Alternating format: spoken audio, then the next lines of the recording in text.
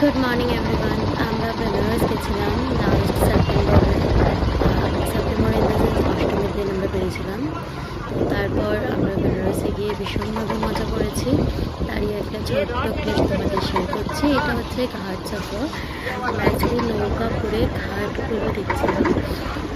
কোথায় কী ঘাট আছে, ফার্সি ঘাট আছে, মন্দালিকা ঘাট আছে, তারপরে তো পান্ডাবু ঘাট আছে, তারপরে তোমার বাবুয়া পান্ডে ঘাট আছে, হরিশ্চন্দ্র ঘাট আছে, অনেক রকমের ঘাট আছে। বেনারস তো ঘাটো ভাষায় আর বলে তো সেগুলো একটা ছোট্ট টিপস।